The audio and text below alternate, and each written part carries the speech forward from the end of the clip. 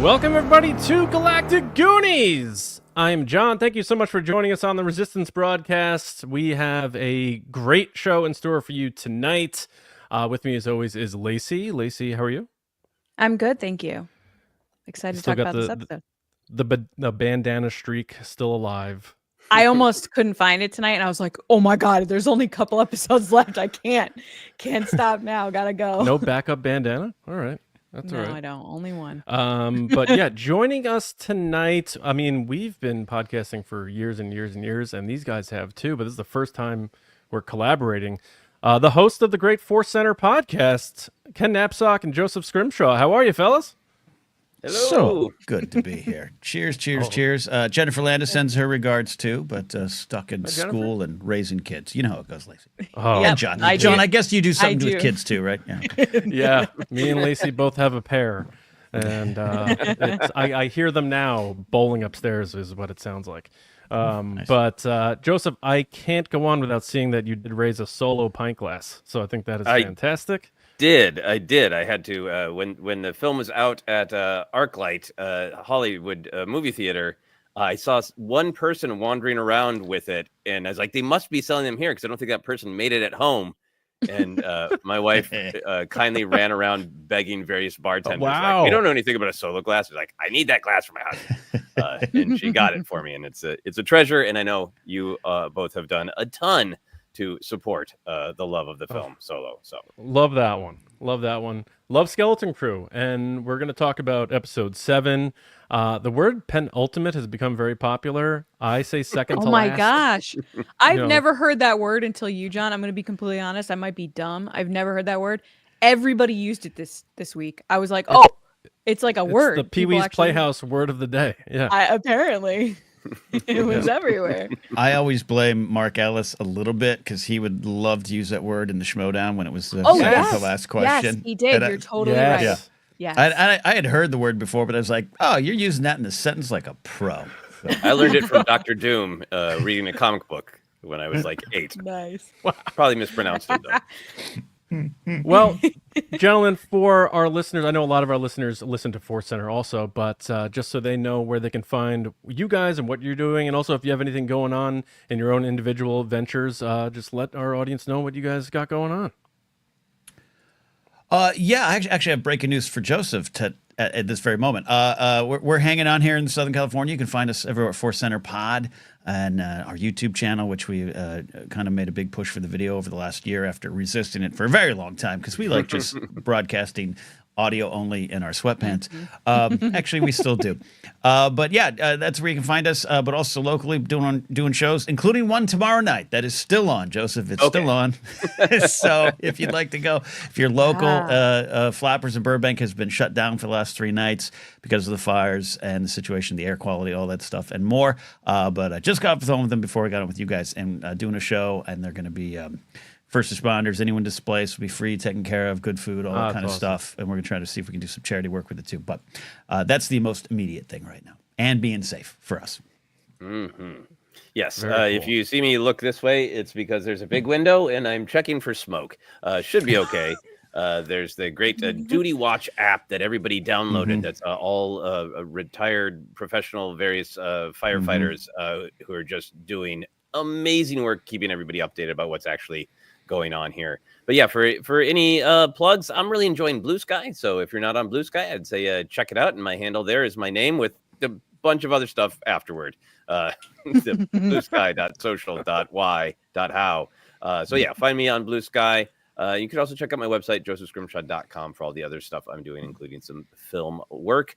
Other than that, doing Ken's show tomorrow. After all, Yes. It's on. I'll finish preparing my set, Ken. Yeah, and I'll talk to you after. It's gonna be weird, but yeah, happy to be here. Yeah, and when Joseph says that, I mean, I will get to talk about when Joseph says looking out the window. I mean, that story you just told off here, Joseph. You were last night looking out your window and suddenly saw flames. That's how bad it is right now, and our hearts go to so many people, including those in the Force Center community. A couple of our listeners, Eli from Star Wars and the Galaxy, his family lost their home. A couple of listeners were house next to him burned down. It's been crazy. Yeah. Absolutely nuts. And, you know, we have people, I know even some people in the chat here who are out there, and obviously there's not a ton we can do from the other side of the country, but we are certainly thinking of everyone and hope everyone's safe, and hopefully they can contain this as fast as they can. And our thoughts and condolences to anyone who lost their homes or anything that's going on out there. And it puts the stuff that we talk about on these shows into perspective anytime anything like this happens. And it is a wonderful escape for us to dive into this galaxy far, far away and talk about it. But I am glad the two of you are okay. I'm glad you are here. And thank you both for popping in the base and joining us for some It's been a Skeleton long Crew time fun. coming. I'm surprised this hasn't happened before. You guys are so awesome. It's just, I guess it's just never, You know, we never cross paths. I don't know. Our listeners are cross always paths. like, well, I meant like, yeah. I don't know.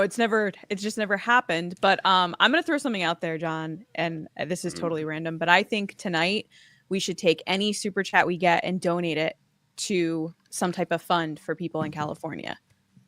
I'm in with that. And we'll try Yeah. our best to match it. We'll try our best.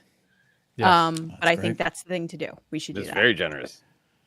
Very That is generous. So awesome. if I you've know given we us do have- super chat already, then I know we have a few already. So why don't we read those, and then we'll get to the ratings of the episodes and get on our way. sure. So first up, we have David Probus. What up, man? He said, "Hoist the colors, you sea snakes. It's time to plunder space, Fort Knox." Yes. Indeed. Next is to. Kyle B. What up, Cal? He said, "This is basically an Avengers team up, seeing my two favorite podcasts together." To Ken and Joseph, longtime listener, first time caller. Also, my heart goes out to everyone affected by the fires in California. Well, thank you, Kyle, because your super chat Thanks, is buddy. going to go help someone. Ken, to Ken, obviously. No, Ken is towards keeping Ken away from sports. Now, let me tell you something right now. I'm very happy. John, you tell me, what do you think? Juan Soto can walk. We got 3 good players. I believe in Goldschmidt to re-energize his He career at found it. first base for the Yankees. Yeah, Goldschmidt found it second half of the year. Soto was posting recently about his next goal is Hall of Fame, not World Series. See? We got a starter. We got a closer. We got a first baseman. I'm happy. We're ready to go. Got a great slap ball team going there. Sports, Yeah, exactly. sports and stuff. Yeah, sports in. Mike Lovins, thank you so much. Said, "May the force be with Ken, Joseph, and everyone in Southern California. I have many friends out there, and my heart is with you all." 100%. We were talking off Thanks, air man. right before this, and the images and stories and oh my god, it's just crazy. heartbreaking. Darth Snips, what up, girl? She said, "Super chat for CA Fires. Love you guys," and she has pray hands. Then Ken said, "Seems the first one didn't work." Wink face. Another. We got it out of super our chat. system. Can't help you. Can't help Don't but mention that's Dom it. Mattingly, and we'll be fine. Yeah, so that's it for now. We'll check in with you guys in a little bit, as in anybody that sends in a super chat. But just a reminder, anything that comes in tonight, we're going to figure out some type of fund to donate to people in California. Yeah, whether And it's since- Red Cross or something. Yeah. Yeah, we'll figure something out. Yeah. Since Ken Plume is sending in money to not talk about sports, I also just want to say that my wife got me a Dodgers shirt for Christmas, which I'm really excited to wear. Ken, should I wear that for your show tomorrow? You should. Also, Joseph didn't grow up a baseball fan, though grew up in Minnesota, rooted for the Twins. John, do you know the story? Joseph goes to a Dodger game to have a great time, and he sees Shohei Ohtani join the 50-50 club. 40 at that game? Oh, It was the 40-40 club. 40-40. But yeah, 40-40. it was the 40-40 club. But at the time, it felt like a pretty big deal. And it was also like it was a rough game. They were losing until like actual ninth inning, grand slam, like storybook ridiculous stuff. It was beautiful. It's Wonderful. one player I want to have a chance to see in person. I get to see Judge anytime I want to pop down to 161st Street, but Ohtani is definitely a special Some. player for sure. So, welcome to baseball fandom, Joseph. And sorry, Ken Plume. He You pretty responded much again and started said, the sports "Joseph, stuff. no, So, Joseph, no, face palm." I also had a Homer and Hanky back in the day. Anyway, enough of that. I had 2 more came in, and I just want to grab before we get into this from Andrew Staley. Thank you so Oh, much. He said generous. TRB wildfire relief donation. Thank you so much. And then Cal Beckworth said, "My 2 favorite podcasts. What a great example of Star Wars. Favorite Star Wars episode outside of Mando. I really hope Jude Law survives the next episode. A great villain." I mean, we talk about it all the time on TRB. They like to kill their villains. So, Yeah. but let's get Short into it. lifespan. Yeah. Though I'm not sure Giancarlo Esposito's dead. We'll see. But anyway, No Mando. It's Skeleton Crew. Let's get into this thing. Let's rate it. Let's bring out the NEEL scale. We have some big scores to get into here. So we are going to give our scores. We're going to give you our average, and then we're going to check in with the TRB community, get their score and some comments, and just see how we're feeling about this one before we get into the discussion. So, Lacey, you went last week, so you're going to go first this week. We have episode 7. We're going to be in so much trouble, written by John Watts and Chris Ford, directed by Lee Isaac Chung. What did you give episode 7, Lacey? I gave it an 8.5. I thought it was a very solid episode. I enjoyed it. It made me super anxious. So on a scale of not anxious to anxious, I gave it an 8.5. All right. That's solid. Joseph, what did you give this one? I'll give it a 9.75 Neil heads. I had very issue with this episode. This penultimate episode lived up to the name penultimate, in that it felt like it was truly building to the ultimate. It was bringing all sorts of different ideas together, and just like the whole series, I think has had like a great balance of moments of comedy, moments of actual high stakes and emotions. In this episode in particular, I really appreciated that they took the violence and the scariness and the no, this is real to that next level, because I think the show has lots of nice messages for us about working together and what it means to become an adult, and the real treasure is family, and all these nice messages that come off saccharine unless they're really earned. And I'm going to chop up your parents is a level of violence that makes me feel like, you know what, now I'm more than happy to take the nice moral that family is the real treasure if the other option is Jude Law's going to cut him apart with a lightsaber. So, and Wim got his hug. Like, there was a moment you were like, is he really not going to hug his kid? Is he really going to? Oh, Come on, that Wendell. was beautiful. That was beautiful. Yeah. All right. So, well, Joseph, are you like, you never give a 10, or have there been 10s in your own inner monologue given out to things? Do you like to leave that breathing room for the Empire Strikes Backs of the world, or?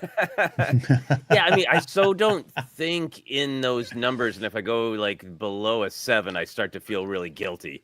Yeah, I for years I did a festival called the Fringe Festival that had ratings that were a number of kitty heads, like actual cat heads online. And like basically it's like the audience treated it as you start with 5 cat heads, and every time you do something wrong, I'm taking a cat head away. So I have a little bit of a visceral emotional reaction to rating things with heads. Right. Well, it started with Pedro back with Mando Fan Show. When we started doing that show, we did Pedro Pascal heads. And so now it's just become a thing that it's, Diego Luna heads, Neil heads. What do we do for Acolyte? We did Kelnaka heads, which that just seemed so wrong when he died that we were like, ooh, this is a little off. Yeah, he came and went pretty quickly. Yeah, understandable. All right, Ken, follow a 9.75. I'm dipping down just a little bit. I went 9.25 Neil heads, if I can remember. So maybe that's like 1 ear and half a trunk with Neil. Absolutely love this episode. Episode 5 has been my favorite of the series so far, and I have been absolutely, in love with Jude Law for this series. But one of the reasons I loved his performance is there's some depth there. There's a lot going on, and to have it just kind of culminate in an outburst of his true self. I know there's still some good in him. I know there could be Star Wars redemption happening. I also think he could end up dead. But this episode, to echo what Joseph said, brought a big kind of gritty punch. We all love dark and gritty. This was it. And it was all in his eyes. And it was pretty impressive to watch. And as someone who loved the character, but I often love characters that we need to learn lessons from. Not all the good ones are out there. Not all the good lessons are what they're teaching. This one kind of cemented it as well. Little short, has that ending that I think is great. It's a shoe drop ending, but I kind of just want to get to the next week. So maybe that's why I knocked it down just a little bit. Big scores. I'm right behind you. I gave it a 9, an even 9. Anything over a 9 for me is just top tier. I really thought this episode had everything in it: suspense, action, humor, every box that Star Wars offers you. Sans romance, I guess. It checked the box, and I felt that way about this show. I think Jude Law has been fantastic, and I'll agree with you guys. I think them putting their foot on the gas with his heel turn, if you want to even call it that, was shocking in terms of his language and what he said to those kids, because I think what threw me the most was we've seen them in those rooms before in that ship, and we've seen them talk to him and him give a very different response. And it's almost like, here's the real guy. Now that he doesn't need them as much anymore, we're seeing the real monster here. But we'll see what ends up with the final episode. But 9 for me. So, doing the math in my head spontaneously, I believe that's a 9.1 for the Resistance Broadcast and Force Center. And there's all the Neels here. Sliver of an ear. A little sliver of an ear there for us. And then we checked in with the TRB community, and they gave it an 8.7. Another high score. And Lacey, we have a couple of comments from them out of Patreon. Patreon.com/TRB podcasts. Thank you for anyone who supports us over there. Jamie Gerber said, and now I hate Jude Law. For real, though. Just hate the actor in general at this point. For real, though, 8.5 for me. I still have so many questions. I need next week's episode to be long enough to answer them all. Thank you, Jamie. And then Megan Polar said, upstaging Joseph here. 10 out of 10. Jude Law is very good at making me hate him for what he said to Neel. So... Yeah, I mean, I think ultimately that 0.25 of Neel had probably went away because of Neel's mom's teeth. Seeing that full mouth shot I think that's what was holding me back from the full 10. That was. Yes. I guess they don't have dental on that, Adam. Yeah, the CGI has been fantastic up until Neel's mom's mouth. They hit the budget cap on the dental area. All right. All right. Now we'll get into the discussion in just a minute. We do need to give away our next trivia question for the Galactic Goonies treasure hunt. So if you've been following all season, midway through each episode, I give you a trivia question. Nothing too difficult, but the goal here is to collect them all, like a true pirate, a true collector. And you're going to take, next week, we're going to reveal how you can enter to win. You're going to take all the answers and do something with it. That thing will be revealed next week. So hopefully you've been keeping track of each of the questions. The grand prize is the Lego Star Wars Onyx Cinder, which looks a bit different now in current canon. Yeah. They like to do that with these ships. Put out the toy, then blow it up or change it. But also with the treasure hunt, you're going to get some TRB merch, including Galactic Goonies stuff. So good luck to everybody. The 6th question in the Galactic Goonies treasure hunt is, who did Han Solo shoot and kill? Hey, where's the pirate voice?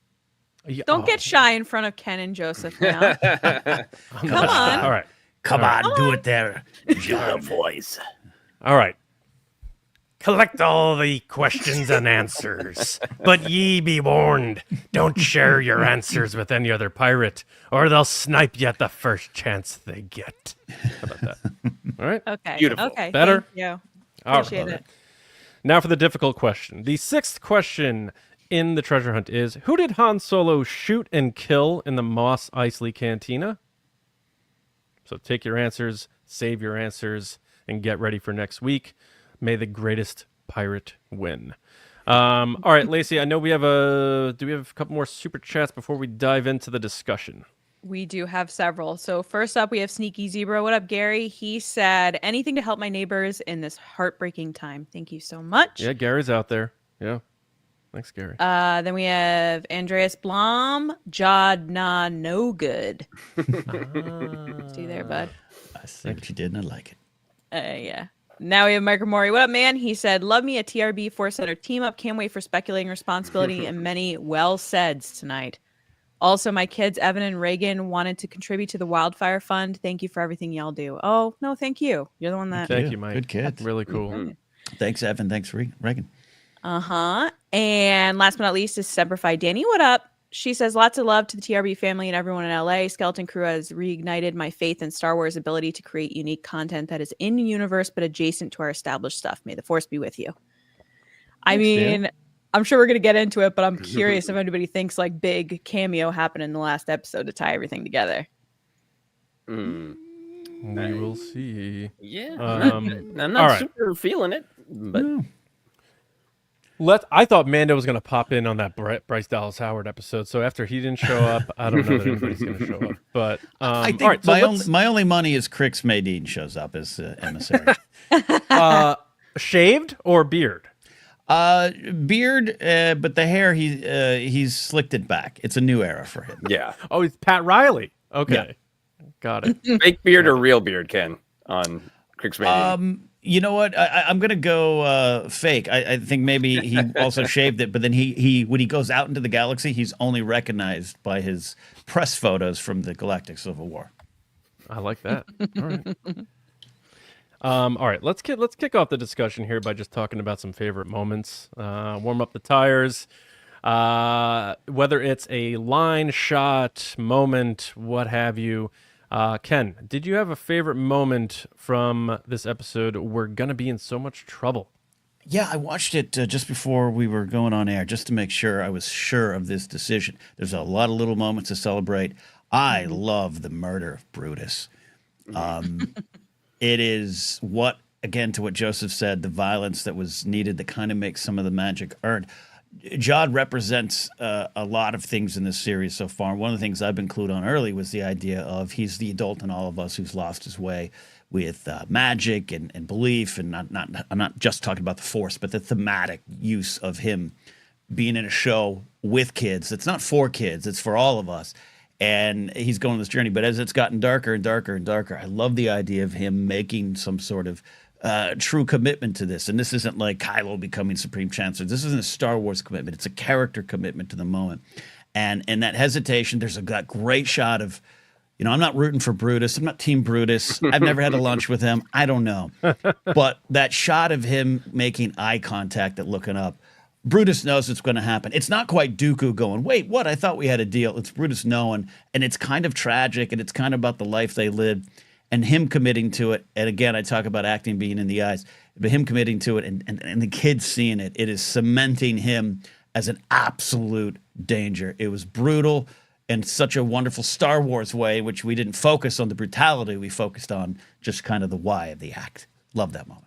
Oh, that is a good pick. I wouldn't have thought of that. And it's like, he sort of really turns it on their head because they're using Brutus for leverage. And in that moment, it makes me think the kids can't even comprehend that he's capable of doing that. And then all of a sudden, boom. There was and a the great... kids are like, yeah. We don't even know who this guy is anymore at all. Exactly, John. You're nailing some of the things I loved. And there's this... The show's done a great job of a little thing from episode 1, a little thing here. Did they leave the Twinkies on the table? Guess what? You're going to want those Twinkies later. That's a great kind of writing technique and a great kind of handle on your show. But they got me with the KB and the voice, and I'm like, oh, that's great. Remember when she did that as a joke? They're going to get out of this tough situation. Oh, God, Brutus is dead. Yeah, that's what I liked about it. It was like a total Home Alone trap that the kids got, and then it went from Home Alone to John Wick in seconds. Yes, it did. That's cute that you trapped him. I'm going to blow his bleeping head off. Yes. Yes. All right. Brutus it's if Joe Pesci was actually there. You find me funny, Silvo? I make you laugh, Silvo. Oh, man. All right, Joseph. Favorite moment from the episode? Yeah, I think for me, it is it's one specific moment in the monologue of cruelty that Jod gives to the kids when he breaks, and specifically looking at them and saying, "You're all weak, sheltered, spoiled children." I think there was this real look of pain on his face, and I'm really interested to see how it plays out in the final episode. But it feels to me like this absolutely functioned as a heel turn, and so did episode 5. But to me, this feels like, Jod is a complex character, and this is a truth that he hasn't been allowing himself to express. It's not the one and only truth, and it's like, I'm not a parent, but often we love family members and also want to let out our darkest, anger and say the worst thing to them. And it felt like that moment where he's just like, I haven't been able to say this, and I want to say the nastiest thing to them. But what really got me is I feel like whatever tragic backstory Jod has, and maybe we'll find out or not, I feel like he thinks that he was at one point weak, sheltered, spoiled, and it didn't leave him prepared for the horrors of reality, the horrors of adulthood. And it seems like he's one of those moments where he's almost seen himself as a child and them, and it's sort of like he's yelling at them, and he's sort of disgusted that they're weak and sheltered. But it feels almost more to me that he's disgusted and upset that he was ever so weak and sheltered, that he didn't get a chance to know, like, but this is how the galaxy works. What I just did to Brutus, that's the truth. That's how the galaxy works. And when you kids aren't sheltered and spoiled, which is awful that your parents are doing that to you, you'll get that that's the way the galaxy works. And I think it's got this great, it is Han Solo with a heart of gold, maybe, but I think a little bit more sort of nuanced and complex, because it gets to be the entire focus. That's everything that it's about with Jod, is which choice is he going to make? I don't think we're going to find out, oh, he's a good guy, he's a bad guy. I think the question is, what choice is he going to make regarding the kids that's going to seal his fate? Yeah, I think it's been pretty, like, as the episodes have gone on, you learned very much that Jod has survived, just like many characters in Star Wars, and he's just went about how he handles things differently than most, because he's constantly in survival mode. Like, whether it's running from pirates, or then he has a ship. Now he has a ship. Now he doesn't have a ship anymore. What is he going to do? Like, he's going to work his way through this. Yeah, I'm interested to see as well, like, where he ends up, if he's good or bad or whatever. But right now he is bad. Yeah. very making bad choices. Yeah. Yeah. And we were talking about one of the big themes of this episode being this concept of real love. You get to see the parents sending this message of love and comfort and connection, even with the problems and even with the kids escaping. It's real love. And Star Wars doesn't necessarily, I say, that love always comes from family. It's actually big on found families, we know, in community. But it's a shot of real love. And then you got Jod bragging about the crew loves me, just him kind of filling this hole in his soul with money and lies, and there's a lot of truth, like Joseph said. There's a lot of truth to this character. I think some of those moments where whim are his part of his soul, but yeah, the pursuit of false love for Jod is a lesson all of us maybe still need to learn every now and then. Yeah, and Joseph, you bring up a good point. Like, I was bullied as a kid. And it's like you find out from your parents, like, feel bad for that person because they probably were bullied as well. And you pass the buck, and, you start thinking about Jod seeing himself in those kids. And I think you're right. There is a lot of that there. And for him, is he so jaded and obsessed with these riches that there's a point of no return, sort of the way Vader looked at himself. Now, I wanted to say my favorite part was the sort of passing of the baton as they're all getting picked off. Because that part reminded me a lot of the end of Rogue One, when the rebels are each trying to hand over the plans as Vader's taking them out. But in this one, it's just safety droids gently paralyzing you for a little bit. It's a little different. But my favorite moment, it's not as deep, but it gave me a fist pump, and I love a Star Wars fist pump. It's when SM-33 knocks out Silvo. Yes. And I say Silvo because he had the helmet, so he had some protection, so it wasn't just droid fist on flesh, Pantera style. And when he said, but it be close enough, he's sort of saying, like, I've had enough with this code that I keep talking about. The pirate code, like, yeah. I do like these kids. Droids do have feelings. Like, all right, enough already with the code. And I just thought that knockout caught me a little bit by surprise. It probably shouldn't have, but I was like, oh, yeah, I thought it was so well set up, because because 33 has been following the rules, and there's so much in this show about the rules. There's the Pirates Code, and then there's all the rules of Atten. And I think it's building towards these interesting questions of, when do you follow the rules because you've analyzed them and you truly agree with them? And when do you say the rules are in contrast to what is morally correct in my mind? And the parents made that decision of, like, these rules need to be bent for what is morally correct. And then it was cool to see 33 finally do the same thing. He's a robot, right? Who has a list of rules programmed in him. And even he was like, you know what? But screw these rules. I like the kids better. It's morally correct. So this guy gets a punch in the helmet face. And he's so good. Like, Nick Frost has been so good. Yeah. Killing it. Absolutely. But Lacey, what do you got? So I liked all the moments you guys said. So I'm going to pick something a little different. I liked the setup at the beginning where the parents have the communicator and they're running through the woods. Specifically, I loved that Farah was the last one to release it because she was the one that was like, same thing, the morally going by the rules, like what is correct versus what should I be doing?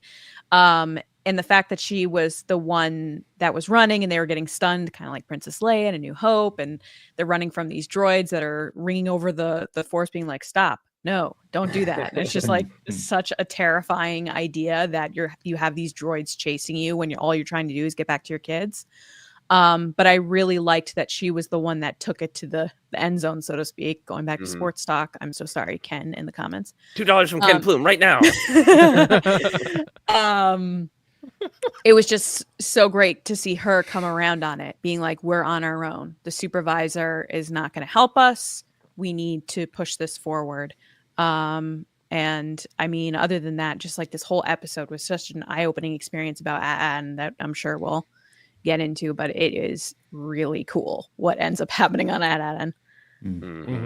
Yeah, and I loved how the way she released it. Like, it could have just been a normal hand gesture and go, but the way the shot lingered on her holding her hands up in this reverent way, you know, like, and it slowly really beautiful.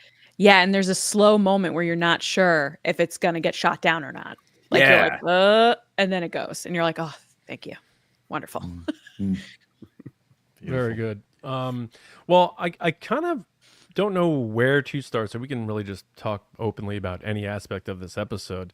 Got more lightsaber action for sure. Hopefully 33 can be repaired. We have seen decapitations with droids before, including some of our favorites. C-3PO being dragged through the arena. He wound up being okay. So I don't think we've seen the last of SM-33. The one thing about Jod, I guess I'll just start here and then throw it to you guys. Like, when he was sitting there with the coins, or, you know, whatever you call them, the dataries, it just made me think of that scene at the end of, like, The Mummy, where the guy is just so obsessed with finding the treasure that he ends up getting eaten by all the scarabs and he doesn't make it out. You know, or Indiana Jones and the Last Crusade with Elsa trying to reach for the Grail. And, like, I can't help but think that Jod is going to be, like, buried in money and killed by all these, like, coins falling on him or something. Like, he's going to have either one of those bad endings or, like, this ambiguous, we're not sure what happened to him in case Jude Law wants to come back to Star Wars type of endings. So I don't know where you guys are at with Jod, regardless of, you know, is he full bad or not? Sometimes people do the right thing at the end and still die. Ed Harris and The Rock, you know? So what do you... I know you guys aren't the biggest wild speculators. We speculate like bananas on this show. Yeah. The responsible speculating that we do is, if something doesn't come true, we just say, well, good, because we're surprised and I'm not writing Star Wars. So that's exactly what we mean by speculate responsibly. Yeah. We don't like to get into like we're hanging our fate on Hondo's going to show up this episode, that kind of thing. Right. Exactly. And I've had like wants, like deep desires for, I really hope the show makes this turn, and it doesn't. And this whole speculate responsibly thing is embrace the story that you've been given instead of the one that you made up in your head, and you'll get more out of it. So that's where we're coming from. For myself, for Jod speculation, I feel like the show has done so much work to show that his greed isn't this sort of it's not blind greed. It's that I think he has an attachment to money will buy me what I want, and what I really want is connection.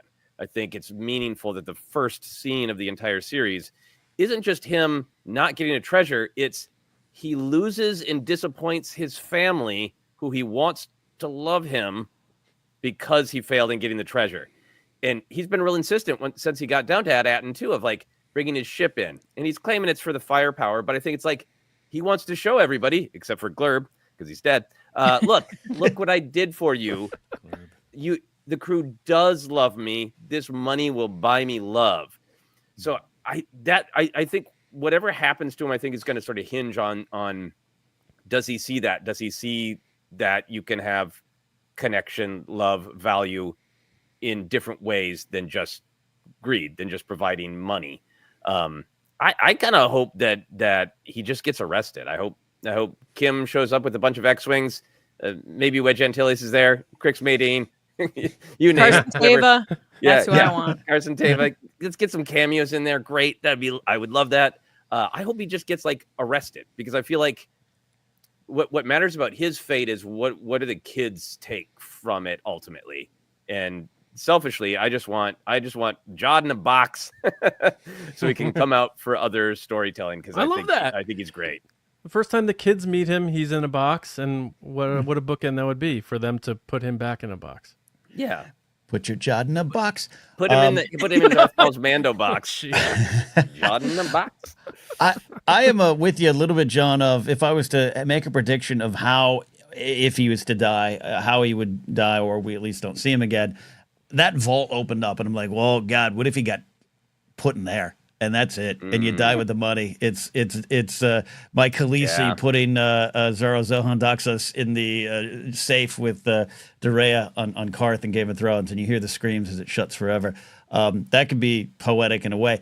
If he is to be saved, going off of what Joseph was saying, it's so telling that opening scene is not just a 10 of E4 callback and setting the tone for the series.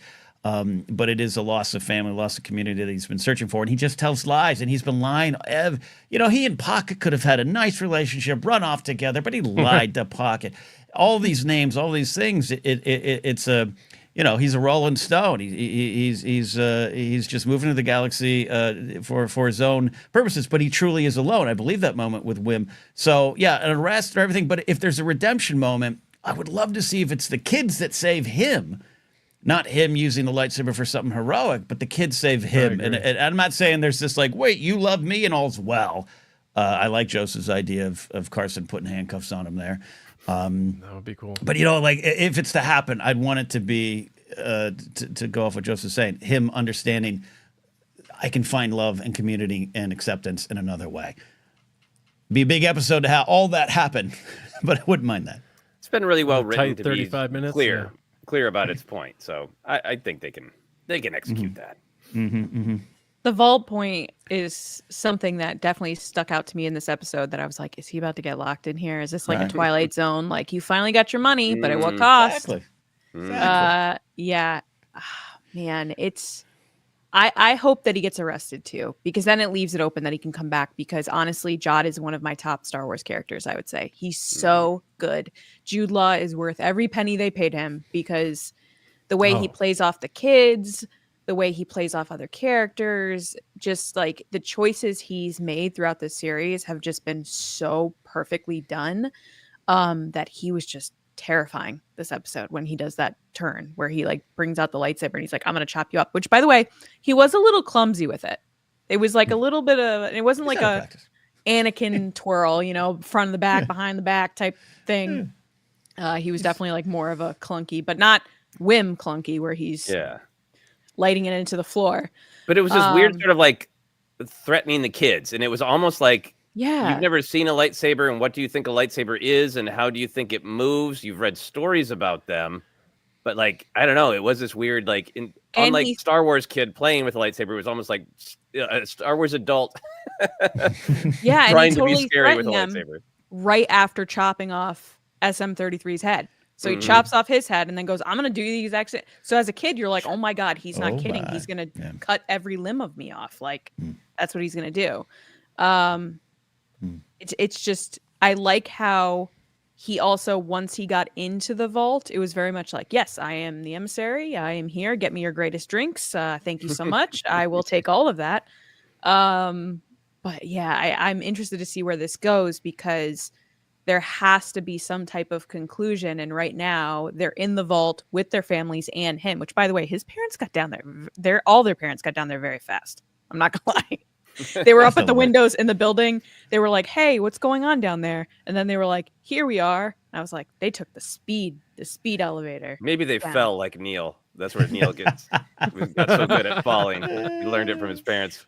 I feel like, but it was very cool. I feel like he just, I try to piece real world with story stuff. And I feel like listening to John Watts and Chris Ford talking about like, we have ideas for a second season and stuff. And I'm thinking in my brain, like, these guys are not pitching a second season of this show with no Jude Law in it. And this guy's not force ghosting around or whatever. I would imagine if they have ideas for a second season, it involves Jod or whatever his name is going to end up being permanently. So I have this feeling he's going to live. I would love to, if he is full bad and does nothing to redeem himself in the eyes of the kids, I would love to see that death.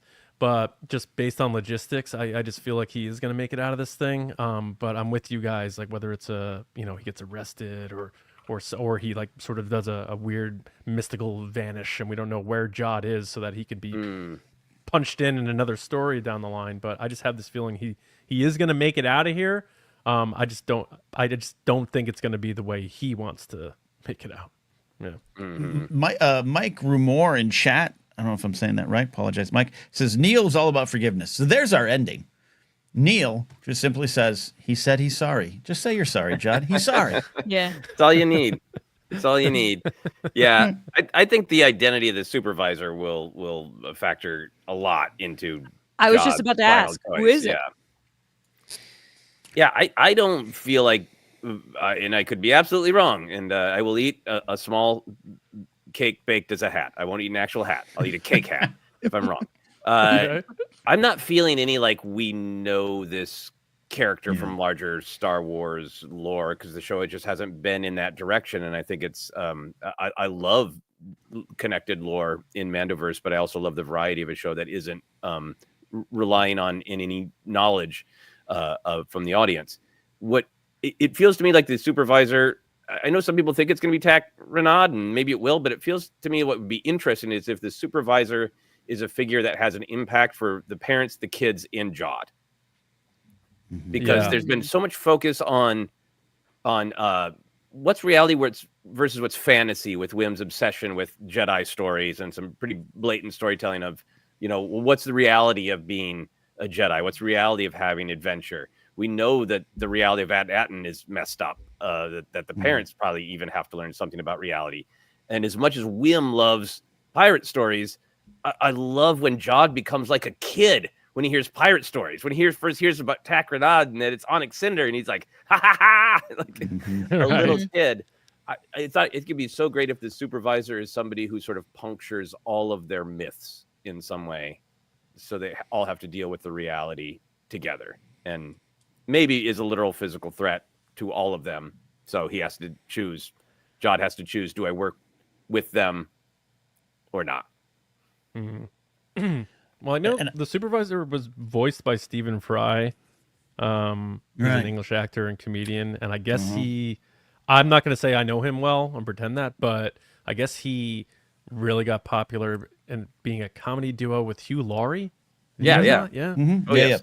He's in V for Vendetta. Yeah, he's also the that voice gets of the Hitchhiker's Guide to the Galaxy and the Hitchhiker's movie and the radio series too, Joseph, if I remember right. I think he did originally, and they brought it back. I can't remember. Yeah, I mean, he's written numerous books and plays, and huge popular comedy duo with Hugh Laurie. And it has some thoughts on God if you all want to check out.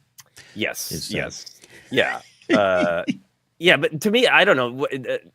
That voice feels like utterly canned. Yeah. It does. Like that sounds like they hired ancient Steve Fry to record like the ATM when it says thank you for banking with us. It sounds like very Wizard of Oz, like this big kind of puff person, like, oh, just follow the rules, and no one's seen this person, so there's that like anxiety, nervousness of following the rules because they don't know who's up there. Yeah. Lacey, who do you think is up there? What are your supervisor speculations? For a while, I thought it could have been Jude Law, and then it kind of turned into the whole Tack theory. I'm kind of feeling that there might be no one up there and that they're just all living on this planet for like ever, and the guy left a while ago and they're all just kind of operating with these droids, which would then bring it back to the idea that these droids are following protocol, which is making the people follow protocol. And they keep like defaulting back to like, oh, you need to stay in these rules. Don't go past the barrier. Do all these things because the guy said, I'm leaving. Don't let the people leave past the barrier. Don't go anywhere. But I would love if it was some random person, but it definitely is giving me Wizard of Oz vibes where it's like someone up there just kind of like, oh no, things are going terrible. What am I going to do here? I was told I was here for 10 years and then I'm out. When the recording or whatever the voice is said All non-essential work is suspended until offload is completed. There's nothing being offloaded. So whatever was broadcast is, I agree, some stock thing that gets The grass broadcast looked like out. it hadn't been moved in a very long time. That too. Like it looked like it was like going into what they used to do, and they They haven't look done it for a shocked while. to hear his voice. Like even Farrah was like, "What? Yeah, We're hearing." From and they this all guy?" seem surprised that the grass was moving underneath them. Right? It wasn't. They like, were on oh, it. Yeah, Yeah. we're standing on the landing pad. We all know it. With the big elevator. You're like, what? They're throwing the frisbee on the quad, and all of a sudden, thing starts opening up. Which the gun's going to come out. You know it is, because they hinted at that in Yeah. episode 4 with Neil Big being gun, like, yeah. she's like, where's Neil's the big gun? Yeah. Yeah, you know that's going to come out eventually. But it just seemed like Sorry, I was just they... picturing Neil at the big gun yelling, "Say you're sorry! Say you're sorry or die!" When he accidentally shoots down Carson Teva, I know. No. Did me too? No. I've been saying for a long time, Carson Teva is like the John Ratzenberger of Star Wars. Like, they'll never kill him. He's in everything. Like, he's the connective. Anyway, yeah, it just seemed like the grass had been there for a while, and everyone was kind of like, what is happening? And they said they had all those vaults. I think these people have just been making money, and no one has come and got it. And it's just been making money and just doing their job for generations, not knowing why they were doing their job. If that makes sense. Wim's dad saying like you weren't supposed to know about this till you graduated. So it's like eventually everyone gets in the know. And it's just they need to condition the kids to be a certain way and make sure they are in line with whatever this system is before they show them why they're doing it. Ad kind of blows, honestly. Yeah. No, I'm with you. I really felt like all that, the Wizard of Oz and the commentary on automation, and I love that. But I'm also curious to see, like, are they going to line that at all with King No Head, or so explicitly not showing us Tack Rennett's face? Like, I think normally I'd be like, why are we obsessing about Tack Rennett? But the effort to not show us his face, even having a line of dialogue that kind of called it out of like, why isn't it clear? That line of dialogue about the hologram. So. Yeah, a lot of great options, I think. Look, you're all close, but we all know the supervisor is Meeberg has gone. We know that Meeberg has gone on to a life of ruin. I have no dog in the fight. I could go either in many directions on who he could be. Tack makes a lot of sense. I love what Joseph says about it connecting to all parties. But at least even what you're saying, I love the idea of, you know, it being this, it's not just a comment on the suburbs like it's a Tim Burton film, but like it's about not asking why. This is a series about adventure. This is a series about, I talked about loss of magic for adults, and just there's a lot of that, you know, Wim's dad, put your stories away. You got to grow up. And this is a story for us. And if there's some kind of comment on you're all stuck in this system that actually has no ruler in a way, maybe literally, it doesn't benefit you. It doesn't benefit you. And all you had to do was ask why. All you had to do, Joseph, you said it better than me, but that press the button theory that they put out there, not theory, but like concept of, you know, press the button, the thing you're not supposed to do, and that being part of the journey. I would love to explore that. I don't know. We'll see. Yeah. Could be Hondo up there, but I don't know. I think that pep talk that Jod gave Wim a couple episodes ago, like there was the comedy of him shrugging his shoulders and not wanting to do it, but once he got into the pep talk, I think it was sincere, of the live the life you want to live, and I'm very hopeful to see that sort of play out. And even if Jod doesn't make better choices and he does get arrested by Carson Teva, that Wim will take that advice to heart, and having hey, we've been following just rules blindly without asking why would really, I think, contribute to him going, we all get to decide the life we want to live, and this is the way I want to live it, you know? Yeah, and they've been playing with that throughout the series too, between the kids. You have Wim, who's like, this is such a boring place, I want to do anything else. And then you have Niels, who's like, I'm happy. I take a bath every night. I watch TV. I have a great family. Yeah. What's wrong with your life? And then you have Fern, who's kind of battling with what she wants or what she doesn't want, and then KB, who's too scared to go anywhere just because of what she knows. So you have all these different pieces with the kids of, at what point are you living your life too comfortable and just falling in line with you don't even know what the consequences could be of these choices. Mhm. And the idea of like, I'm going to decide for myself, free will type thing. It's kind of weird because then you start questioning yourself. You're like, if I was in the scenario, would I stay in the beautiful mid-modern home at Aladdin, or would I want to go somewhere, you know?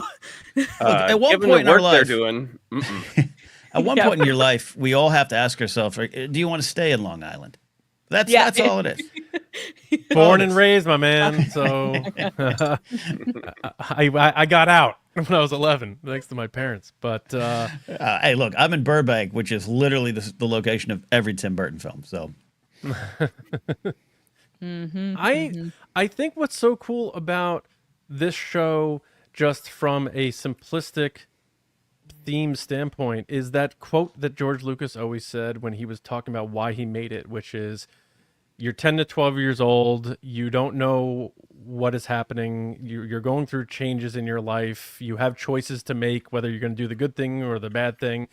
And the show's like, all right, we're going to take 10 to 12-year-olds and launch them out into the world, the way George Lucas said, and see how they figure it out and whether they make the good choices or bad choices. So like, from a very just simplistic George Lucas like vantage point, like, this show is essentially the message he was trying to say when he made Star Wars originally, which is for kids as this sort of morality tale of angel devil, do the right thing, and follow, you know, your friendships and your loyalties to your friendships and all that stuff. And it's all right there. And I think the kids' performances are almost underrated in this show because of how good Jude Law is, how good SM33 is, and I think we are just expecting them to be good. But like, honestly, seeing a little kid actually crying, it's like more than most adult actors do on TV shows. So I think these kids have been so good, and they've been so good for so long now in 7 episodes that I feel like I'm almost taking them for granted. Yeah, So and I Fern think in that particular, whole- I think is just phenomenal, and I think, you know, really they're all good, but I think she in particular has been just great. I love what you're Agreed. saying about the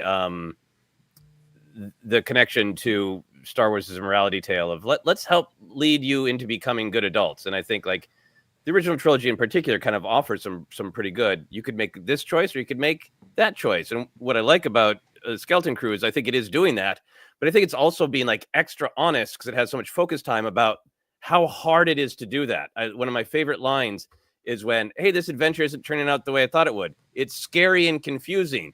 And how often they're learning like, well, being an adult doesn't mean you just get to run around and play or eat ice cream for dinner. It means you have to make all these bleeping choices all the time. That sucks. It's like, it's really cathartic as an adult to remember that like there's wonder to being an adult, but there is also terror, and kind of it never goes away, right? It's not you make the one choice, you make the good choice, and now you're set for life, you're a good person.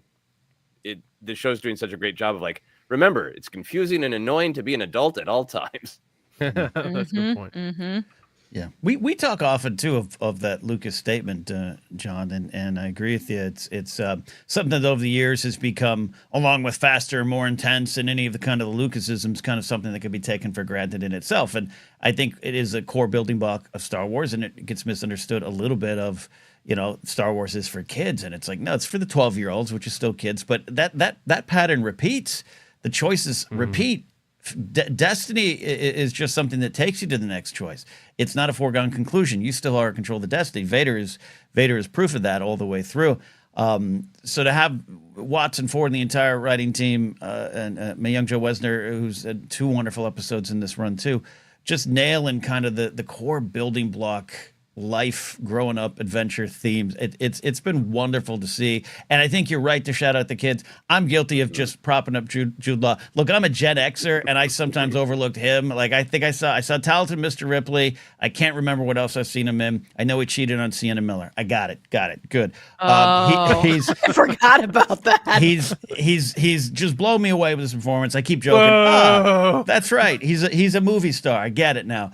But this show only works as if the kids are doing the bulk of the lifting, and they are. I think they really are.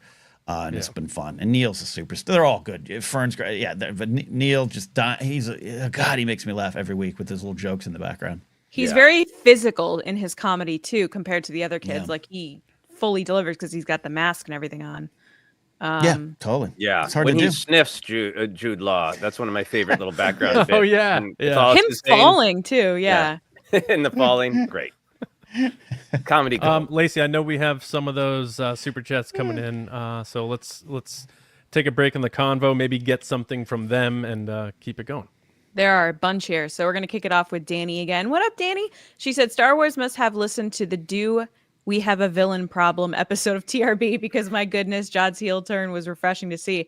It really was. And I couldn't help but think like, John's going to be so upset because John kept saying this whole series like, if Jod turns evil, that's it. I'm done. I did not say that. That is absolutely outrageous. I never said that. You said something along those lines like it's going to break your heart or something like that. Well, because I thought that's that episode where they go to Aunt Akron and he rescues them, but he also not only gives the kid a hug who hugs him, he reaches out and grabs Wim and hugs him. So it's like, this dude is just a psychopath, is basically what it comes down to. I'm going to hug you, and then in 3 days, I'm going to tell you that based on a video message, I want to kill your dad first. It's like... in pieces. Like, so do you think he means it in any way? Or is it just a harsh manipulation? I don't think he means it, only because of those little moments that you guys talked about, the one-on-ones that they clearly mapped out for him to have with KB early on, with Fern. He had that, jockeying for position with Fern a lot, so there's a respect there. Obviously, his moment with Wim, and of course the Neil moments. But then also like that episode where he grabs the lightsaber, and we're like, oh my God, he's got it. What's going to happen now? He's holding the blade to her, but it's not over her neck, and the blade part is facing outward. It's like little moments like that where I'm like, I don't think he actually wants to kill these kids. And he did smile a little bit at the parents' messages to them. Like they have this moment where they hold the camera onto him, and he kind of like gives this kind of like understanding, like of the parents really caring for them and them telling the truth the whole time. Like we're just trying to get back. They weren't playing games. These kids were honest, which he's not used to, and he's not used to kids just being like around him in general, but for anybody to be so forthcoming with just pure goodness. He's been around such terrible people. I'm not trying to be funny, but it's like when I'm hangry and then I eat and then I'm like, I am so sorry for how I behaved. I think that's funny. And also good to know about you if I see you at a convention that you might be hangry. Lacey knows. I do know. But I really agree with that. I think like he's laughing and all that, but the when he's faking into emissary and and your best refreshments just feels sort of like sad and petty and just like he's hangry. Like he's just like, I've been denied everything that's owed to me. Yeah, survival mode. Like I said, like it feels like he can't turn it off. Like he just has to constantly be like, they're gonna screw me over. So I need to get what I need to get out of here. He doesn't realize like, oh, if he follows through on his word to these kids, he'll probably just get what he wants. He's seeing it as there's no way they're going to pay me. There's no way I'm not going to jail. Therefore, I'm going to fight my way to get what I need. Get out of here. Have a good day, kids. See you later. Just kidding. Wasn't really going to chop you up. Bye. And get out of there, because it feels like he's not actually going to hurt them. But I felt for him in that hotel spa place where he's like, you need to listen to me. Oh my God. Because I have a 3-year-old and that happens. And you just want to be like, you're going to kill yourself. Please stop running in the parking lot. Or, hey, don't jump off this item. You're going to break a bone. And it's like, no matter what you say, they're like nothing made me more aggravated than when he was like, are you listening to me? And Fern goes, yes, you just asked me if I'm listening to you. And you're like, oh my God. Like it was just such a pure parent moment or babysitter, uncle, older brother moment that you're like, we are going to die if you don't. And they're all like hitting each other with pillows and giggling. And you're like, oh my God, I need to get out of here. I felt like that's why he threatened them, because he was trying to be like, look, you need to understand that you're going to do every single thing I say, not argue with me, Fern, and just do it. I don't think he genuinely was going to hurt them or their parents. I think he's just trying to get what he wants and gets out of there.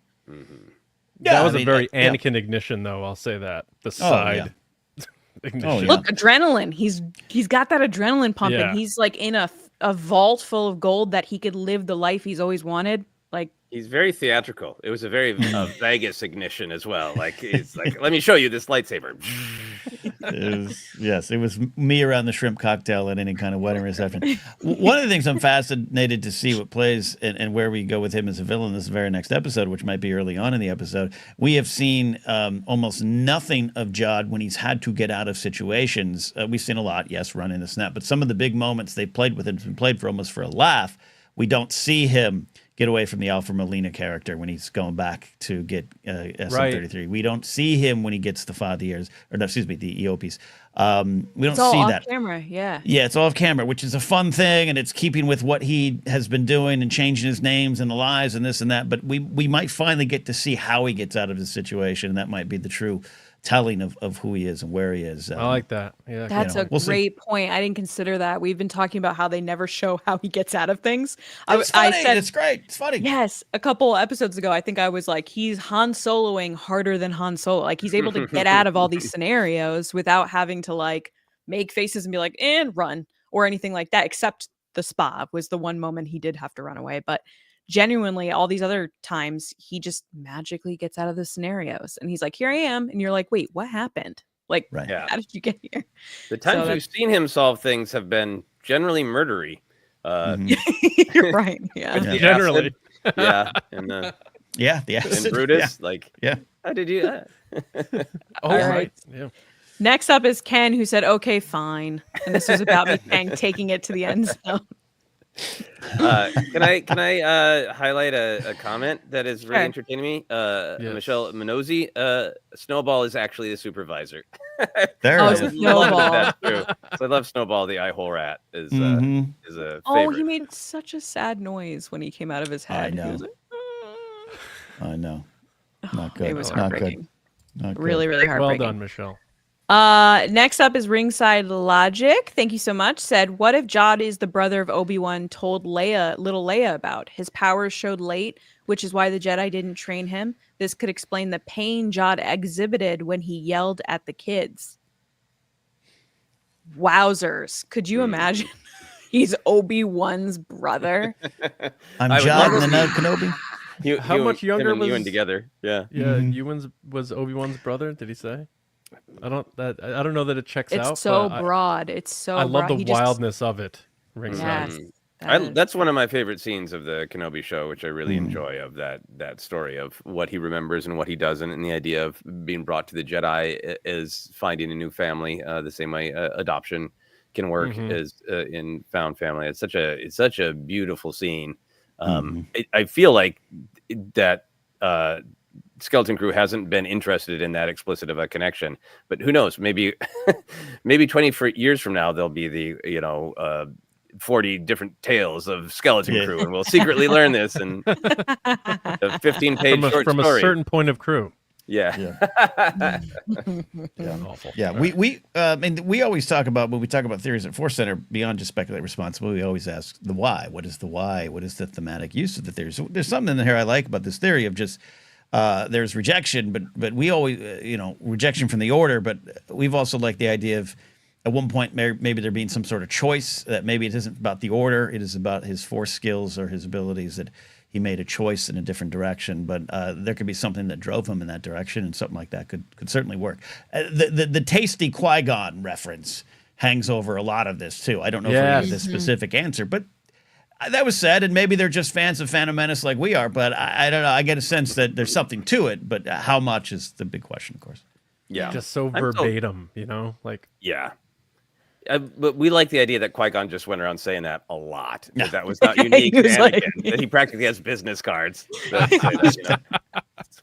for you, one for you, one for you. Next is Sooner Thrawn. Thank you so much. Said, howdy all, prayers to the folks in Cali. Terrible, just terrible. Is the big picture, will this treasure be what helps fund the First Order? So is that the big connection? All this money. I've seen, I saw a couple of people that have that theory, and I thought about that too, but I don't know. It maybe. I mean, this time, I used to think that Skeleton Crew was going to have some more twist to it of why it's in the Mandoverse era. I mean, obviously, the era works really great for this story of a civilization that thinks it's still the time of the old Republic, just the Republic to them. So that's really working well, and the galaxy being a little bit shaky works well. But just there's been nothing in the show that has indicated toward we're making those kind of connections, that we're interested in answering those questions. It's been so laser focused on, pockets of fandom for years have been asking for, can we have a story that isn't a big war? Can we have a story that's not connected to anything else? Can we have a story that's about something we've never heard of? And they did such an amazing job with a huge amount of the joy of this show is this weird mystery of At-Atten. So even like things that makes amazing sense, but there hasn't been anything in the show so far that makes me feel like the show is interested in that. Yeah, it seems like it's this is the first that I've even heard of that, and like the First Order like never came to mind watching this show, or really aside from Mando with the alluding to potential cloning and the Palpatine stuff, like it's felt distant enough, and not just the fact that it's 20 years before Force Awakens or whatever, but it just feels like it's in its own, story bubbles. Especially this one feels like it's in its own little world. Totally. Yeah, I'm enjoying that. Thank you, Sooner. Next is Kurt for the LA Relief Fund donation. Thank you guys so much. Thank you, Kurt. Next is Frank. What up, Frank? Thanks for the donation. He said the vault scene wasn't scripted. That was actually Jude Law being paid by Disney with tons of gold because of a stellar performance. Live shot. No, if that's true, I want another scene where we get to see exactly how much the children were paid. Each child walks into their vault and gets like 2 dataries and has to give 1 to their parents, or to their agent. Neil going, what scale? That was the vault from the first episode, I think. One credit. That was. Yeah. Next is Darth Snips. What up, girl? She said, I heard on the news Mark Hamill's house burned down, so thought we might need another super chat to fund California fires for Luke Skywalker. Thanks, TRB. Oh my gosh. I didn't know that, did it? Is that true? Did you guys hear that? Oh, we don't want to report false news here. I know he left his house, but that's all I know for sure. I know Martin Short's did. Yeah. Martin Short's did, and then... no current update from his social media other than when he left and went to his daughter Chelsea's Billy house. Crystal lost his house? Oh. Billy Crystal did, And, I don't have that officially, so yeah. Yeah, that's crazy. Regardless, it's Can't confirm. Nobody deserves to lose their belongings. No. Mike Levins, thank you so much. Yeah. Says, despite how adorable these kids have been through this nightmare, and I love this show, I'm not sure how I feel about a second season. I kind of think I'd prefer just to see Jod on a new adventure without the restriction of kids. Oh, that's a good idea. Just leave the kids behind. Yeah, and just go off on the Jod adventure. What do you guys think? In a way, I would like that. Yeah, go somewhere else. There's a lot of places to take within, even in the Mandoverse. Their ideas of a second season, that we haven't heard a lot of them, other than, hey, it's not going to happen the next morning, like Stranger Things, which was accurate but weird shot across the bow of Stranger Things, which was stray bullets. Yeah. But you're right. I think Lacey said earlier the point of that happening without Jude, same one and the same. It seems unlikely, but I could see the kids going doing other things, and again, that would tie in. We'd have to know how At-Atten might tie into the bigger picture. But Jod Jod's arrested, escapes, and goes into something else, or teams up with Thrawn, or he and Pocket run off, and it's a rom-com that's also Gone Girl. I don't know. It could work. Or Filoni's movie just takes everybody except Mando and Grogu and throws them all like follow that bird. Like just everybody's in the Filoni Mandoverse movie. Like that could happen. I would agree with that. If Mae Young Joe Wesner could write the script and not Dave, how about that? Yeah, it'd be amazing if the whole thing was it was almost like a Mortal Kombat like tiered competition, and just like every hero gets a shot at Thrawn. Now Neil goes in there and tries to get him. No, Jod with the big gun. Yeah. Now Fennec Shan gets to take a swing at him. Everybody. Yeah. That would be hilarious. I don't know. They give that in the interview somewhere. I think a Collider outlet saying they have an idea for a second season. It would be set later, so the kids could be a little bit older. So I mean, I would love more quality Jod time, but I could see something where the kids are out on an adventure and they know Jod is in prison, and they know who could help us? Yeah, let's go bust Jod out of prison. Yeah, I like that idea. And last but not least is Terry. Thank you so much. Said adding just a little to the cause. Thanks for a great show. No, thank you. We really appreciate it. So right now, just so everyone knows at home, we're at about $300. So Nice. thank you guys so much. That means a lot. Wonderful. And So cool. we're going to match it. So we're going to do $600 if more comes in, then we'll match accordingly. But yeah, so $600 right great. now. And Ken had to come back in one more time and said this Old Republic mint will fund the New Republic. He's got the. I'm a 48-year-old who plays Fortnite every night with my friends, like a 12-year-old that George Lucas wants to grow up. And Ken has a good theory. He was telling me last night that the New Republic's like money. Hey, we need that. Send Mothma and Leia. He didn't say that. I added that, but it could be interesting. That's what I thought from the first few episodes is like, this clearly is going somewhere. So is it going to the rebellion? Because Last Jedi, they have that whole discussion with DJ about money and like who's giving money to who. And you think these weapons are bad? Well, these weapons are also bad that are getting bought by people. That's what the connection I thought was to everything is like, oh, this is the money that then fuels things later. And they don't even realize they're doing it. Just like in Andor, Cassian doesn't realize he's building the Death Star. Mm-hmm. It's like you don't know that you're a bigger piece of a bad puzzle. Yep. Mm-hmm. Agreed. I mean, me and Ken mentioned baseball a few more times, and Ken Plume will fund the New Republic. I wanted to toss this to you guys in terms of TAC rented. So I'm just thinking about this ship, and the only way in or out from AT-AT safely is this ship or a ship that is an AT-AT ship. So tell me where I'm wrong here, because if he is not from AT-AT, how does he get in? Did he find one of those ships out in the galaxy or something? So I'm wondering, is this dude from AT-AT? And he's like, I'm going to take this ship. I know we have all this money, and I'm going to go create my own private pirate enterprise, knowing I have this resources of funds here.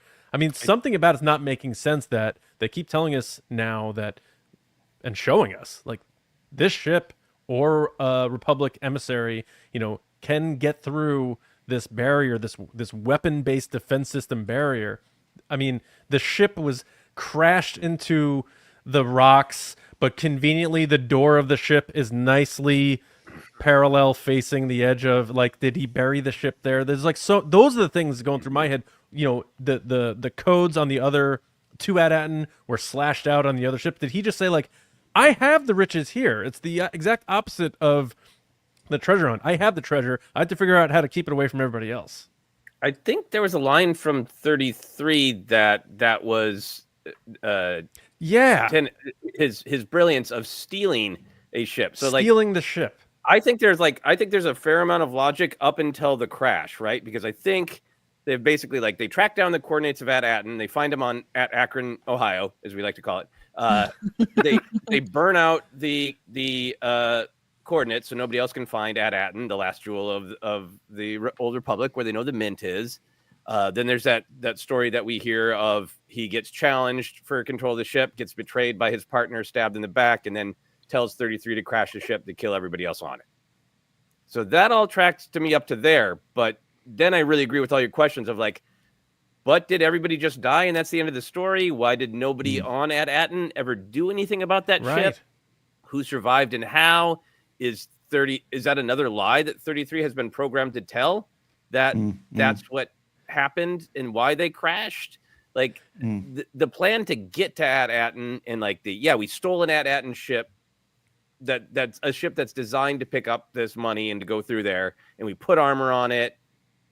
And we found the coordinates and we wiped them out. That all makes sense to me, but everything after that, once they get to AT-AT, seems up for grabs. Yeah, and the other thing is they on multiple occasions now have shown us that autopilot, tractor beam that once you get in there, it pulls you in. Clearly, there was a disablement of that, and I don't know if that led to the crash or if they disabled it and said we're going to bury this ship here, upside down. I don't know, but I think we're going to find out everything we need to know about that character, because I feel like they told this story as a limited series. We're going to give you the end of the story while leaving the opportunity, to explore. If John goes to prison, or like you were saying, they can bust him out later. He can be in something else. The kids can show up somewhere else. I feel like we're gonna find out next week. What if whether that's Jod was on the ship? Because he has been going by all these names. They keep making it very clear that he's gone by all these names. He's never who he says he is. They open the series with him finding the one Republic credit on that ship, and he's like staring at it, which kind of sets up like, oh, that's the money.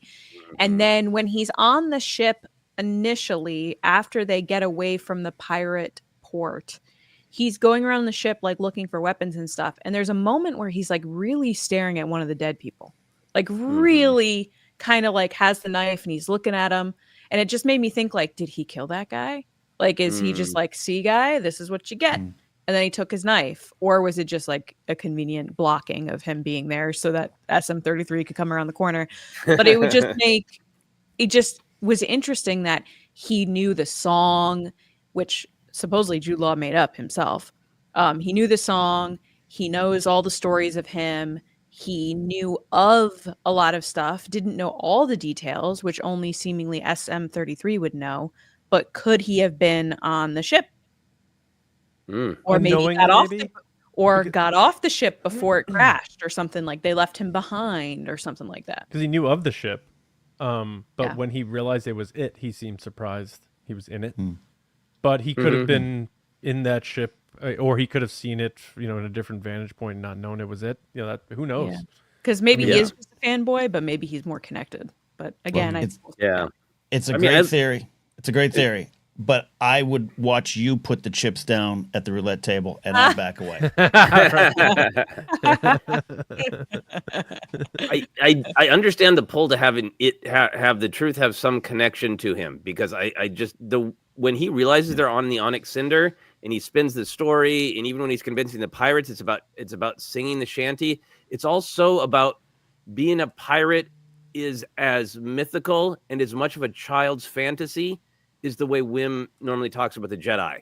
That there's that sort of like, there are two stories we can tell ourselves, and we do in real life, we tell ourselves hero stories where can you stand up and risk your own life to help others?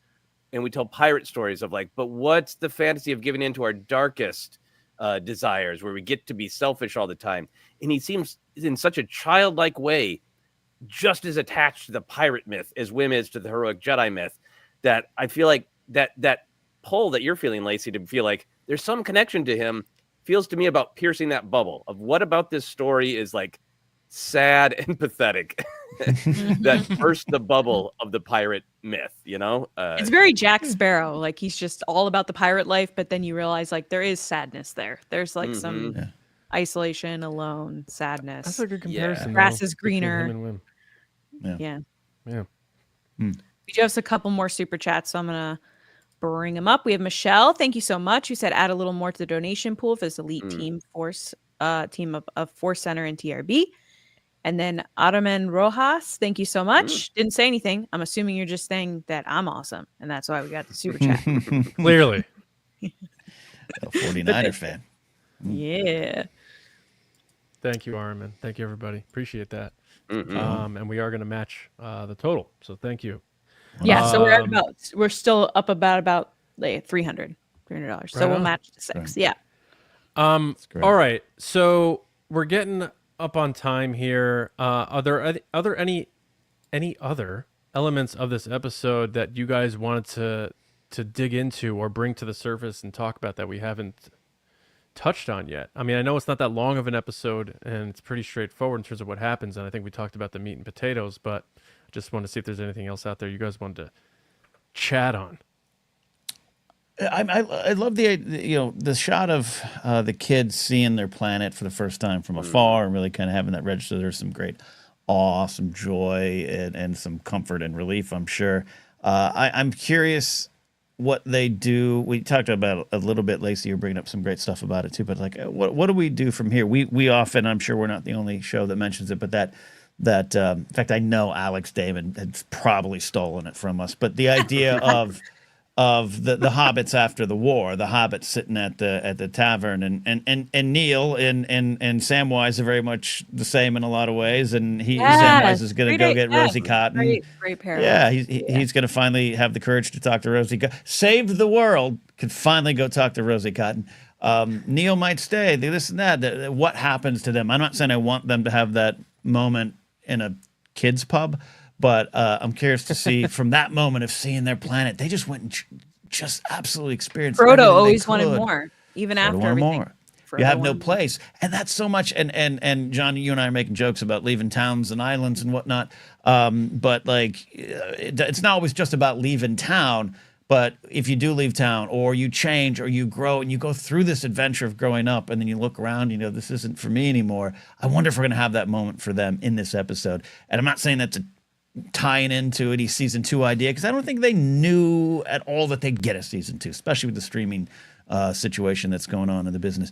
So I want to see how that plays to maybe the kid's story in the end. That's a great point, man. Because I remember going back to, you know, the house I grew up in and the streets and stuff. I'm like, these are a lot smaller and shorter distances than I remember them being when I was walking to school and that sort of thing. So if that's what you're getting at, like that perspective changes once they go through what they went through, where Adden isn't, you know, it was their whole everything they ever knew. And now it's just this place and they happen to live there. Yeah. And if the adults find out that their system, that they have been following rules without asking why enough, puts them in an interesting place of sort of it infantilizes them in a certain way and brings them to the level of kids of like, we have just been blindly following rules the way we taught you to. So now we're just like 12-year-olds, 13-year-olds, 18-year-olds at those significant points of life. We're like, but we have to decide what we want to do. Do we want to blindly continue to mint money for whoever shows up, or do we want to do something different and engage with the galaxy, or just take a bath?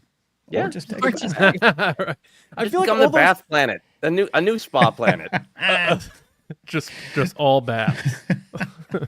The endless treasure bubbles. Yeah. Endless treasure is a long bath, according to Douglas Adams. So there you go. That's a very 80s movie thing, is sort of, you know, the rebellious kids going against the parents, and then by the end of it, the parents understand the kids. And we are getting that in this story too. So it's not just the Star Wars familiar beats or the kids' journey that we see in Stand By Me, Goonies, all that stuff, and we see what they go through. But you're right, Joseph, you nailed it. Like the parents also, you sort of see them come around, and then the movie or whatever ends with that relationship between them that was here just being better moving forward, because there's this now mutual respect and understanding. Yeah. Yeah, I think it's one of KB's moms who says, the problem with you droids is you don't listen, which is it's a pretty 13-year-old thing to say. You droids never listen to what we want. And John, you say that's something that happens in movies or 80s movies, but it happens in real life. And one of your kids is going to turn to you one day and say, I don't want your life, Dad. I'm going to root for the Mets. And I think you have to be ready for it, okay? Well, let me tell you, buddy. Johnny already does that with the Jets. He's like, I'm going to root for the Jets. I'm like, no, you're not. That's a smart decision. But as I say that he can make his own choices. Calm down, everybody. He's going to pick his own teams and his own everything. Don't worry about that. But as a lifelong Miami Dolphin fan, I think he's made the right decision. You're a Dolphins fan? I'm a Miami Dolphin fan. Painful. Dude, Trade me, Tariq. I like the story of the Dolphins. I do want to see them win eventually. One day. It's only been 25 years. Yeah. Pay up, Ken Plume. Pay up, Ken Plume. Do you want, real quick, do you want McDaniel to stay around? I do. I believe in him. Okay. One more year. I want him to be arrested so he can come back next season. Well, one of our players was, so could be true. All right. I don't know that we have much else to get into without just doing every line of dialogue from the episode. But final thoughts before we get out of here on this episode, and not what you think will happen, maybe what you hope to get out of the finale. Tears, quite frankly, tears. This show has connected with me and a lot of folks in a lot of ways, and part of that is I had, I don't know, low expectations is too harsh of a phrase, but like I just was like, great, all right, we'll see it. Sure, got some cool people behind it. Let's see what's happening here. And this show's just blown me away. And nice. I've been moved and connected with each and every one of these characters at different times, Jod on down, and I'd love to have a good happy cry at the end of this, that it came to a nice, satisfying, emotional conclusion. Plot points, they can settle that when the episode airs, but that's how I want to feel. About you, Joseph? Yeah, I just really want them to stick the landing, because it's been so good, and I think part of what's been good about it, great acting, great pacing, great ideas, but it's also just felt so complete. Of like, I'm invested in this story, and I'm watching this story, and this is not for me to bash on some of the more connected storytelling, because I like that too. I just like the variety, and I just want them, whoever the supervisor is, I want it to have an impact on the characters. Whatever happens to Jod, I want it to be meaningful, to help the kids make the choices they want. And I want what they've done the entire season for it to be funny and charming and scary, and for all of the choices to make emotional sense, and then to end with the Lord of the Rings. What are you going to be when you grow up? What are you going to be when you grow up? What are you going to be when you grow up? And, maybe it's Neil walking on a field and putting his hand up, and there's a freeze frame, and that'd be fine. Don't you forget about me, but in Huttese. Putting a little earring on. Yeah. From Hana. Yeah, that's what do you want to do when you grow up, Neil? Move to Akron. I'm gonna shoot that big gun and marry that girl.